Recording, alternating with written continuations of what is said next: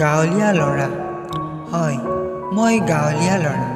মোৰ গাঁওখনি সবাতোকৈ বৰ আপোন। মুকলি হিয়া ভৰা এই গাঁওখনিত চাৰিওফালে যেন বৈ যায় এজাক মৃদু বতাহ। সেই বতাহজাকে মোৰ মনৰ হিয়া উজাৰি লৈ গ'ল এটি সপোনৰ পথ বিচাৰি, য'ত নিমিষতে হেৰাই গৈছিল মানুহৰ মানৱতা, একতা। হয়, মই গাঁৱলীয়া ল'ৰা। অন্য মানুহবোৰৰ দৰে ময়ো গ'লোঁ এটি সপোনৰ ঠিকনা বিচাৰি। মনত আশাৰ ৰেঙনি মেলি ময়ো যেন বিলীন হৈ পৰিলোঁ সপোনৰ জগতত। আশা ভৰসালৈ মই আকৌ উভতাই বিচাৰোঁ মানুহৰ মানৱতা, একাগ্ৰতা। ক'ত হেৰাল সেই মানুহৰ মানৱতা? ক'লৈ গ'ল সেই মানুহৰ বিশ্বাস? আজিও নিজক প্ৰশ্ন কৰোঁ, মোৰ এই সপোন সঁচাকৈ পূৰণ হ'বনে?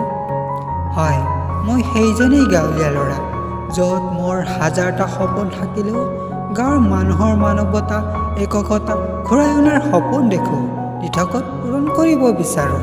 কিন্তু তথাপিও বাৰে বাৰে ভাগৰি পৰোঁ, আশাবোৰ নিৰাশা হৈ পৰে। গভীৰ যন্ত্ৰণাত ভুগিও সপোন দেখিব এৰা নাই। মানুহৰ মাজৰ ভ্ৰাতৃত্ববোধ, বন্ধুত্বৰ এনাজৰী আদিবোৰ জীয়াই ৰাখিবলৈ মই অপ্ৰাণ চেষ্টা কৰোঁ। কিন্তু মই ভাগৰি পৰোঁ। নিজৰ গাঁওখনৰ ইয়াত থকা মানুহবোৰৰ মাজৰ ভ্ৰাতৃত্ববোধ, একতা বজাই ৰখাই সপোন হৈয়ে থাকিব হয়তো, কিন্তু তথাপিও হাৰ মানি যোৱা নাই। কিন্তু কেতিয়াবা ভাবোঁ, মোৰ এই সপোন বাস্তৱত পৰিণত হ'বনে? বহুতবাৰ ভাবোঁ, মোৰ এই সপোন চিৰদিন সপোন হৈয়ে থাকিবনে? মনত আশাৰ ৰেঙনি লৈ সপোন দেখিছিলোঁ, হয়তো মোৰ এই সপোন এজাক প্ৰচণ্ড ধুমুহাই উৰুৱাই নিয়াৰ দৰে হৈ পৰিব।